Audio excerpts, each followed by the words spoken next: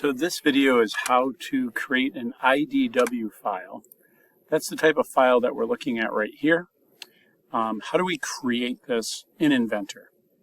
So in Inventor, I have the completed hammer drawing. Okay? So once this is complete, you need to save it. So you can either click the Save button that's up here, this black Save button, or you can do File, Save As, and when you do that, at least you can see where it's supposed to be going. Now I've already saved it, so I don't really need to do anything to save it again. For the IDW file, remember this is a part file, so this is an IPT file. For the IDW, we'll say New, give it just a moment, and then you want to click on this one right here, ANSI, inch IDW, and hit Create. What's going to happen is it's going to take a couple seconds to load. Obviously, if you're working in a Chromebook, it may take more than a couple seconds. It may take 15 or 20. I'm not really sure about the Chromebooks because I don't have one. Now, we have this very large piece of paper. I know you can't tell that, but a size D piece of paper is literally about 22 to 24 inches in this direction and like 34 to 36 inches left to right. So it's like a poster. If you have a poster in your room, chances are this is like poster size. The nice part about this, though, is that you can easily get your views on here. So you come up here to Base, and because I had the Object 1 open right here, because this is open, when I click Base, you'll notice it automatically loads in there. Now, if I try to do a 1-to-1 scale, that might work. Really kind of depends. You have to kind of play it a little bit by ear to see. And I'm trying to get my isometric view to come up here. Oh, there it is. There's my isometric view. Now I'm going to hit OK, and I'm going to grab that isometric view and I'm going to pull it down. I'm also going to right click and say Edit View, and I'm going to click the shaded button for just this view. Now nothing's going to happen until I hit OK. So you notice that all of a sudden my colors came in with it. So like everything was shaded here, it's now shaded in the isometric view. If you're going to shade, only do the isometric view. Do not do these other views. Okay. After that, you're going to look at the handout. If on the handout, let's see, that was on my Schoology page. So if on the handout, I'm going to zoom in here a little bit. It shows me 5 across the front, 3 inches tall for the actual head of the hammer. And that's what I want to do here. I want to go to Annotate. Annotate means to note or to notate something. So things like dimensions or text or all these things up here are ways to annotate or to put a note on something. If I zoom in, you're going to notice if I just hover on this red line, it doesn't cover the entire length of the head of the hammer. And that's because of these chamfers at the end.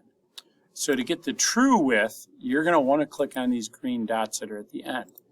That'll give you your 5 inches. Inside this dialog box, you can type the quote symbol. That means inches, and you notice it appeared right here. Now, if this was a funny dimension that needed more decimal places, you'll notice 5.00. I don't really need any more, but if I needed 4 decimal places, this is where I'd add decimal places. You notice it added more zeros, so I really don't need that. I could even go back to 1 if I wanted to. Okay, so there's that. So similar to that, to do the 3-inch mark, you would need to click the top line and the bottom line, or green dot and green dot. Let's see what else I'm missing. Oh, I have a note here, 1/8 inch chamfer typical. Okay, so how that's going to look, we'll zoom in over here. That's going to be a text leader. Roll a dot here, double click, 0.125 chamfer typical. Okay. Should probably put my inch symbol in there. There's my inch symbol. You notice when I put it in here, it automatically popped up right there. I'm going to put a 0 in there just to keep everything consistent. So that looks pretty good there. Let's see what else I'm missing. Oh, I need 6 inch, 5 inch, and I need a fillet. Okay. So I'm going to zoom out just a little bit, back to my dimension tool, green dot, or call it the 6 inches. Second, this will pop up, quote symbol on the one above it. Oops. So you'll notice that